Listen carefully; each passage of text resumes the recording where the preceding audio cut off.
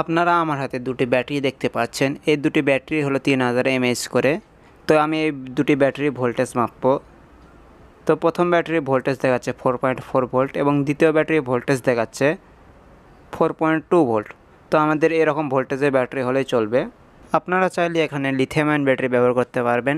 তো এখন এই ব্যাটারি দুটোকে সিরিজ কানেকশন করে নিতে হবে, মানে একটি ব্যাটারি নেগেটিভ এবং অপর ব্যাটারি পজিটিভ দুটোকে একত্র করে সোল্ডারিং করে নিতে হবে। এখন আমি একটি তার নিয়ে ব্যাটারি দুটোকে সিরিজ কানেকশন করে নেব। তো আমি ভবিষ্যতে এরকম মজার এবং ইন্টারেস্টিং ভিডিও নিয়ে আসব। তো ভিডিওগুলো মিস না করতে চাইলে অবশ্যই চ্যানেলটি সাবস্ক্রাইব করে রাখতে হবে এবং যারা করেছেন তাদেরকে অসংখ্য অসংখ্য ধন্যবাদ। এরপর ব্যাটারির পজিটিভ প্রান্তে পজিটিভ তার এবং নেগেটিভ প্রান্তে নেগেটিভ তার সোল্ডারিং করে নিতে হবে। আমি যেভাবে তারগুলো সোল্ডারিং করছি আপনাদের ঠিক একইভাবে তার সোল্ডারিং করতে হবে এবং কারো কোনো প্রশ্ন থাকলে নিচে কমেন্ট করবেন, আমি কমেন্টে রিপ্লাই দেব।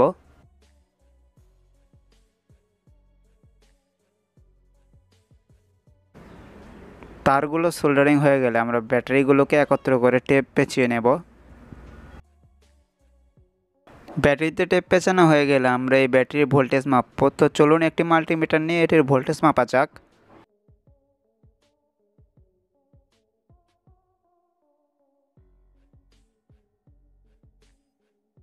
তো ব্যাটারিতে ভোল্টেজ দেখাচ্ছে 8.88 বা প্রায় 9 ভোল্টের কাছাকাছি। তো আমরা জানি একটি মোবাইল চার্জ হতে লাগে 5.2 ভোল্ট। তো 8.8 ভোল্ট একটু বেশি হয়ে গেল। তো আমরা এখানে একটি কাজ করতে পারি যে এটির ভোল্টেজ কমিয়ে 5.2 ভোল্টে নিয়ে আসতে পারি। তো এর জন্য দুটি উপায় রয়েছে। প্রথম উপায় হলো একটি স্টেপ ডাউন মডিউল ব্যবহার করা, কিন্তু স্টেপ ডাউন মডিউলের খরচ একটু বেশি পড়বে, তাই আমরা দ্বিতীয় উপায়ে যাব। তো দ্বিতীয় উপায় হলো এরকম IN4007 ডায়োড ব্যবহার করা। এই ডায়োডগুলো আপনারা যে কোনো লোকাল মার্কেটেই পেয়ে যাবেন এবং এই ডায়োডগুলো প্রতি পিস 1 টাকা কিংবা 2 টাকা নিতে পারে। তো আমি এখানে ডায়োড ব্যবহার করব। ডায়োডের দুটি প্রান্ত রয়েছে, একটি কালো এবং অপরটি সাদা। তো আমরা কালো প্রান্তের সাথে ব্যাটারি পজিটিভ তারটি সোল্ডারিং করে নেব। তার সোল্ডারিং হয়ে গেলে আমরা ডায়োডের দুই পাশে ভোল্ট মেপে আপনাদের যদি দেখাই। তো ডায়োডের কালো অংশে যদি আমরা ভোল্ট মাপি তাহলে মাল্টিমিটারে দেখতেই পারছেন যে ভোল্ট দেখাচ্ছে 8.9 ভোল্ট, মানে প্রায় 9 ভোল্টের কাছাকাছি। এবং যদি সাদা প্রান্তের ভোল্ট মেপে দেখাই তাহলে দেখাচ্ছে 8.5 ভোল্ট, মানে আমাদের ডায়োডটি তার মানে আমাদের এই ডায়োডের আউটপুটে আমরা 0.4 ভোল্ট কম পাচ্ছি। তো আমরা এখন কি করব যে এই ডায়োডের সাথে আমরা অন্যান্য ডায়োড লাগিয়ে দেখব যে কীরকম পার্থক্য পাওয়া যায়। তো আমি এক এক করে এই ডায়োডের সাথে আরও ডায়োডগুলো সিরিজ করে কানেকশন করে নেব। তো আমি এই ডায়োডের সাথে আরও কিছু ডায়োড লাগিয়ে দেখব যে এটি কীরকম ভোল্টেজ আউটপুট দেয়। তো এখনও যারা আমার চ্যানেলটি সাবস্ক্রাইব করেননি তাদের কাছে একটাই অনুরোধ যে আমার চ্যানেলটি সাবস্ক্রাইব করুন এবং যারা আমার চ্যানেলটি আগে থেকে সাবস্ক্রাইব করেছেন তাদেরকে অসংখ্য অসংখ্য ধন্যবাদ।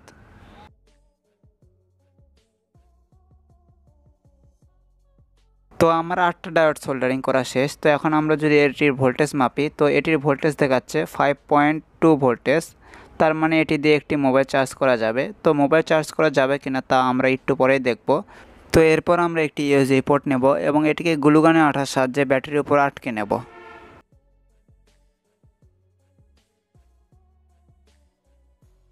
এর নেগেটিভ তারটি আমরা ইউএসবি পোর্টের নেগেটিভ অংশের সাথে সোল্ডারিং করে নেব এবং ডায়োডের যে সাদা অংশটি থাকবে তা আমরা ইউএসবি পোর্টের পজিটিভ প্রান্তের সাথে সোল্ডারিং করে নেব।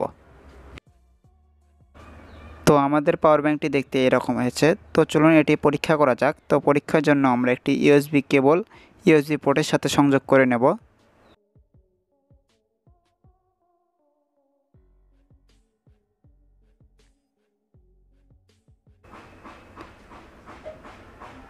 তো দেখুন ইউএসবি পোর্টটি যেই মোবাইলের সাথে কানেক্ট করা হলো সাথে সাথে চার্জ উঠলো, তার মানে আমাদের পাওয়ার ব্যাঙ্কটি সফলভাবে কাজ করছে। তো দেখুন আবার আপনাদেরকে দেখাই। তো দেখুন ঠিকভাবে চার্জ হচ্ছে।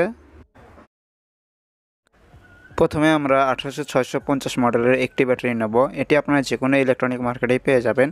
এরপর এরকম একটি পাওয়ার ব্যাঙ্ক মডিউল নেব। এটিও আপনারা 30 টাকার মধ্যে যে কোনো ইলেকট্রনিক শপেই পেয়ে যাবেন। এরপর আমরা দুটি তার নেব। প্রথমে আমরা ব্যাটারিতে তারগুলো সোল্ডারিং করে নেব। এই পর্যন্ত যারা আমার চ্যানেলটি সাবস্ক্রাইব করেননি তারা আমার চ্যানেলটি সাবস্ক্রাইব করুন এবং যারা করেছেন তাদের অসংখ্য অসংখ্য ধন্যবাদ।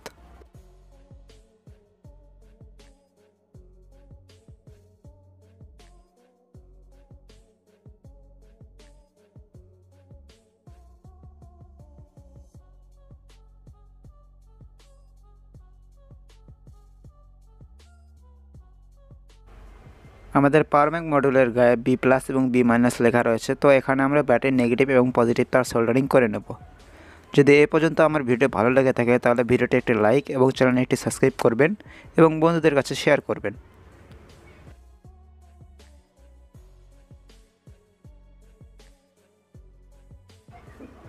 তো আমাদের সোল্ডারিং করা শেষ হয়েছে, তো দেখতে এরকম হয়েছে। এরপর পাওয়ার ব্যাংকের বডি বানানোর জন্য আমি এখানে পিভিসি পাইপ ব্যবহার করছি, আপনারা চাইলে কার্ডবোর্ড ব্যবহার করতে পারবেন।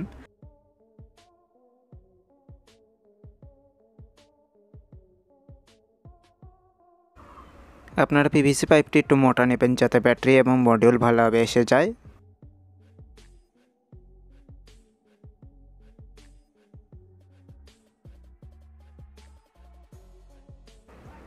ভিতরে যেন শর্ট সার্কিট না হয় সেজন্য আমরা ব্যাটারি এক পাশে টেপ মেরে নেব।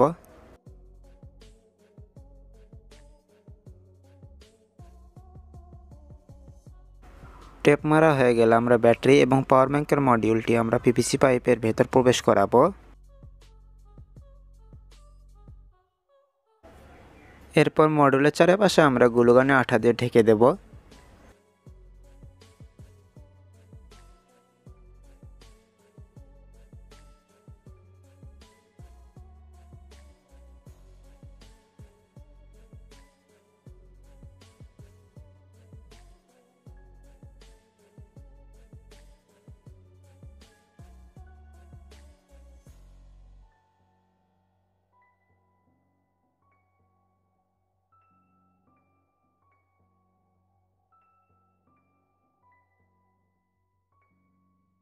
তো পিভিসি পাইপের পেছনে দেখতে পাচ্ছেন যে ফাঁকা অংশ রয়েছে, তো আমরা ফাঁকা অংশটি এই ছোট গোল আকৃতি প্লাস্টিকের টুকরো দিয়ে ঢেকে দেব।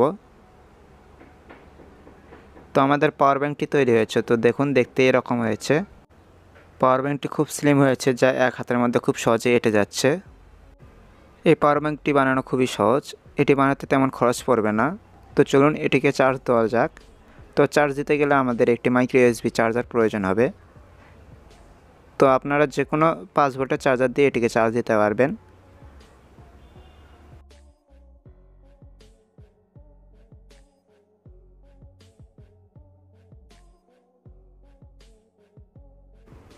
তো চলুন আপনাদের একটি মোবাইল চার্জ দিয়ে দেখানো যাক। তো মোবাইল চার্জ দেওয়ার আগে আমরা ইউএসবিটি পাওয়ার ব্যাংকের সাথে কানেক্ট করে নেব।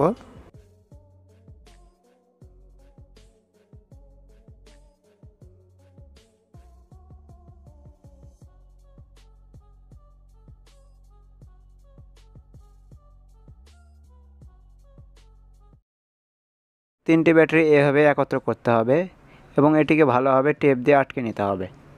তো আমি তাড়াতাড়ি এটিকে টেপ দিয়ে আটকে নিই। তো দেখতেই পাচ্ছেন যে আমি টেপ দিয়ে আটকে নিয়েছি। আমি এখানে হিটপ্রুফ টেপ ব্যবহার করেছি, তো আপনারা চাইলে সাধারণ স্কচ টেপ ব্যবহার করতে পারবেন।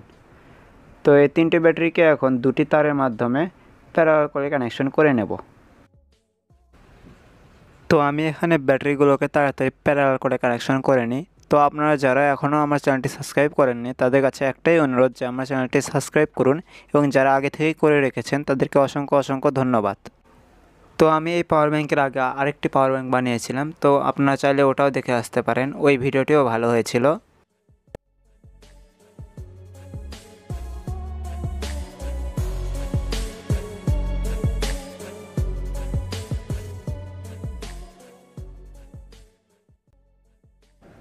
তো দেখতে পাচ্ছেন যে আমি ব্যাটারিগুলোকে প্যারালাল করে কানেকশন করে নিয়েছি। তো আমরা উপরের অংশটি আমরা টেপ দিয়ে পেঁচিয়ে আটকে নেব।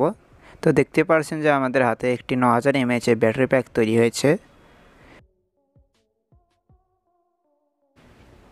তো এরপর পাওয়ার ব্যাংক সার্কিট হিসেবে আমরা এটি ব্যবহার করব। এটি আমি একটি পুরাতন পাওয়ার ব্যাংক থেকে খুলে নিয়েছি। এটি আউটপুটে 15 ওয়াট আউটপুট দেয়। ব্যাটারি পার্সেন্টেজের জন্য এই পাওয়ার ব্যাংক সার্কিটে একটি ডিসপ্লে রয়েছে, এবং ওভারহিটে যাতে পাওয়ার ব্যাংকটি নষ্ট না হয়ে যায় সেক্ষেত্রে এখানে একটি সেন্সর রয়েছে। তো এই পাওয়ার ব্যাংকের সামনে দুটি ইউএসবি পোর্ট, একটি টাইপ সি এবং একটি মাইক্রো পোর্ট রয়েছে। পাওয়ার ব্যাংকের কেসিং হিসেবে আমি এই কেসিংটি ব্যবহার করব। এটি আমি কার্ডবোর্ড এবং কিছু স্টিকার দিয়ে বানিয়ে নিয়েছি। তো আপনারা চাইলে এখানে রেডিমেড কেসিং ব্যবহার করতে পারবেন। পাওয়ার ব্যাংকের সামনের অংশে আমি ডিসপ্লের জন্য কিছু অংশ কেটে নিয়েছি, এবং ওপরের অংশ আমি পোর্টের জন্য কিছু মাপ মতো ছিদ্র করে নিয়েছি। তো এরপর আমাদের ব্যাটারি এবং পাওয়ার ব্যাংক মডিউলটি আমরা আঠা দিয়ে লাগিয়ে নেব। তো আমার ভিডিও যদি এই পর্যন্ত আপনাদের কাছে ভালো লেগে থাকে তাহলে আমার চ্যানেলটি অবশ্যই সাবস্ক্রাইব করবেন।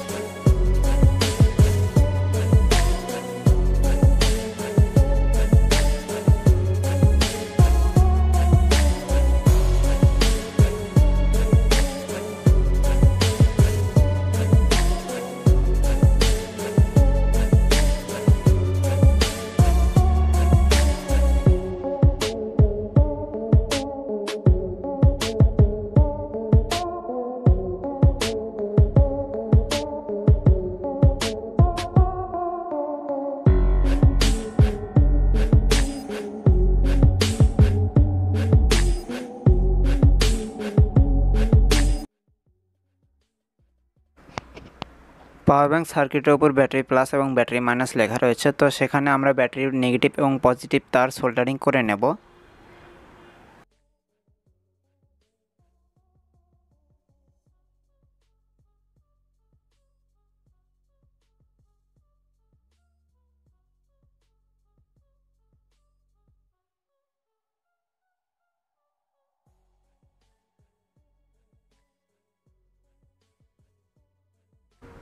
সব কিছু ঠিকঠাক থাকলে আমরা পাওয়ার ব্যাংকের উপরে অংশটি আঠা দিয়ে লাগিয়ে নেব।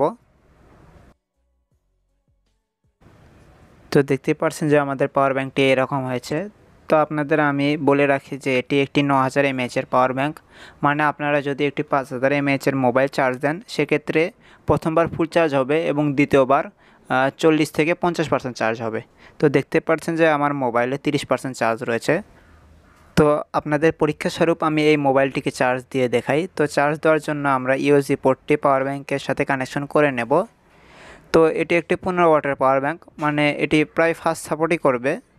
তো আপনাদের মোবাইল 1 ঘন্টা 30 মিনিটে ফুল চার্জ হয়ে যাবে। তো দেখতে পাচ্ছেন যে মোবাইলে চার্জ হচ্ছে এবং পাওয়ার ব্যাংকে 90% চার্জ রয়েছে। তো আমার ভিডিও যদি এই পর্যন্ত ভালো লেগে থাকে তাহলে অবশ্যই চ্যানেলটি সাবস্ক্রাইব করবেন এবং আমার এই ভিডিওটি আপনাদের বন্ধুদের কাছে শেয়ার করবেন। তো প্রথমে আমরা BD136 মডেলের একটি ট্রানজিস্টর নেব। তো ট্রানজিস্টরটি আমাদের খুব গরম হবে, এই জন্য আমরা এখানে একটি হিটসিঙ্ক ব্যবহার করব। তো যারা এখনও পর্যন্ত আমার চ্যানেলটি সাবস্ক্রাইব করেননি তাদের কাছে একটা অনুরোধ যে আমার চ্যানেলটি সাবস্ক্রাইব করুন এবং যারা আগে থেকে করে রেখেছেন তাদেরকে অসংখ্য ধন্যবাদ। তো আপনারা দেখতেই পাচ্ছেন যে আমি এখানে থার্মাল পেস্টের বদলে থার্মাল প্যাড ব্যবহার করছি। তো আপনারা এখানে থার্মাল পেস্ট ব্যবহার করলেই হয়ে যাবে। তো আপনারা দেখতে পাচ্ছেন যে আমি ট্রানজিস্টরটি হিটসিংয়ের সাথে লাগিয়ে নিয়েছি। তো এরপর আমরা কি করব, একটি 1 কিলো ওহম রেজিস্টর নেব এবং এটিকে আমরা ট্রানজিস্টরের তৃতীয় পিনের সাথে সোল্ডারিং করে নেব।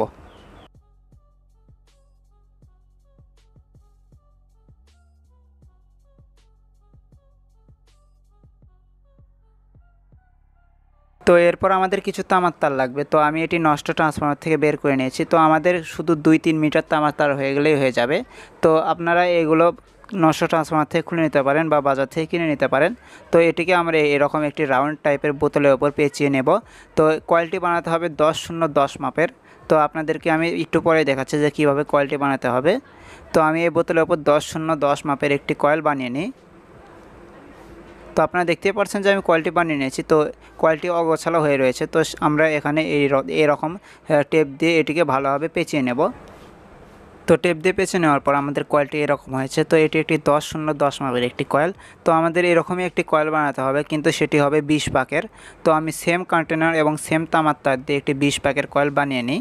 তো যারা এখনও পর্যন্ত আমার চ্যানেলটি সাবস্ক্রাইব করেনি তাদের কাছে একটাই অনুরোধ যে আমার চ্যানেলটি সাবস্ক্রাইব করুন, এবং যারা আগে থেকে করে রেখেছেন তাদেরকে অসংখ্য অসংখ্য ধন্যবাদ। এবং ভিডিওটি ভালো লাগলে অবশ্যই বন্ধুদের কাছে শেয়ার করবেন, ভিডিওটি একটি লাইক করবেন এবং নিচে সুন্দর দেখে একটি কমেন্ট করবেন। তো আমাদের দ্বিতীয় কয়েলটিও বানানো শেষ। তো এখন আমরা কি করব, যে প্রথম কয়েলটি নিয়েছিলাম মানে 10-0-10-এর, সেটি আমরা নেব এবং সেটির মাঝখানের তারটি আমরা বাদ দিয়ে যে দুই ধারের দুটি তার থাকবে তার ভিতরে একটি তার নেব এবং একটি তারকে আমরা 1 কিলো ওহম রেজিস্টারের সাথে সোল্ডারিং করে নেব এবং দ্বিতীয় তারটি আমরা ট্রানজিস্টরের দ্বিতীয় পিনের সাথে সোল্ডারিং করে নেব। তো আপনাদের যদি কানেকশন বুঝতে অসুবিধা হয় তাহলে নিচে কমেন্ট করবেন, আমি কমেন্টে রিপ্লাই দেব। তো আপনারা দেখতে পাচ্ছেন যে আমি দুটি তামার তার সোল্ডারিং করে নিয়েছি। এরপর একটি লাল তার নেব এবং এই লাল তারটিকে আমরা ট্রানজিস্টরের প্রথম পিনের সাথে সোল্ডারিং করে নেব। তো এটি আমাদের ইনপুট হবে। তো এরপর একটি কালো তার নেব এবং কালো তারকে আমরা যে কয়েলের মাঝের তারটি বাদ দিয়েছিলাম তার সাথে সোল্ডারিং করে নেব। তো আপনারা যদি এখনও পর্যন্ত ভিডিওটি লাইক না করে থাকেন তাহলে অবশ্যই ভিডিওটি লাইক করবেন এবং বন্ধুদের কাছে ভিডিওটি শেয়ার করবেন এবং কোথাও কোনো বুঝতে অসুবিধা হলে নিচে কমেন্ট করবেন। তো আপনারা দেখতে পাচ্ছেন যে আমি কালো তারটি সোল্ডারিং করে নিয়েছি। তো আমরা যদি এই লাল এবং কালো তারের মাঝে 5 থেকে 9 ভোল্ট ইনপুট দিই তাহলে আমাদের যে ট্রান্সমিটার কয়েলটি থাকবে তাতে একটি ম্যাগনেটিক ফিল্ড তৈরি হবে এবং আমরা রিসিভার কয়েলের মাধ্যমে তা আউটপুট পাবো। তো বলতে পারেন এক প্রকার ওয়্যারলেস ইলেকট্রিসিটি বা ওয়্যারলেস চার্জার। তো একটু পরে দেখাচ্ছি যে এটি কাজ করে কিনা। তো সেজন্য আমাদের একটি এলইডি লাইট এই যে রিসিভারটি থাকবে তাতে আমরা সোল্ডারিং করে নেব। তো আমি এখানে একটি লাল এলইডি লাইটটি সোল্ডারিং করে নিচ্ছি।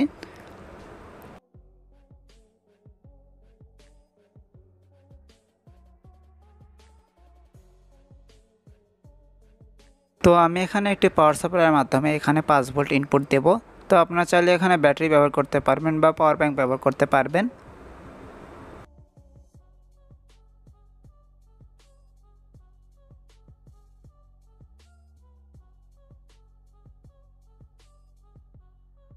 তো এখন যদি আমরা রিসিভার কোয়ালিটি এর কাছে নিয়ে যাই তাহলে লাইটটি জ্বলে উঠবে। তো দেখতে পাচ্ছেন যে লাইটটি সামান্য পরিমাণ জ্বলছিল। তো এখন আমরা এটি খুব কাছে ধরব। তো দেখুন এটি খুব ভালোভাবে কাজ করছে। তো এটি অনেক দূরে থাকা সত্ত্বেও এটি খুব ভালোভাবে কাজ করছে। তো আপনাদের মনে সন্দেহ থাকতে পারে যে এটি দিয়ে মোটর চলবে কি না। তো আমি পরীক্ষা করেছিলাম, তো এটি দিয়ে মোটর চলে না, কারণ মোটরের জন্য উচ্চ এম্পিয়ার প্রয়োজন। তো এটি আমাদের উচ্চ এম্পিয়ার প্রদান করে না। তো দেখতে পাচ্ছেন যে লাইটটি জ্বলছে। তো এটি দিয়ে আপনারা এরকম লাইট জ্বালাতে পারবেন, মানে এরকম 3-4টা লাইট হলে খুব সহজে এটি জ্বালিয়ে দেয়। তো আজকে ভিডিও এইটুকুই। ভিডিওটি ভালো লাগলে অবশ্যই চ্যানেলটি সাবস্ক্রাইব করবেন, ভিডিওটি একটু লাইক করবেন, ভিডিওটি বন্ধুদের কাছে শেয়ার করবেন। তো দেখা হচ্ছে পরে কোনো ভিডিওতে। ভালো থাকবেন। আল্লাহ হাফেজ।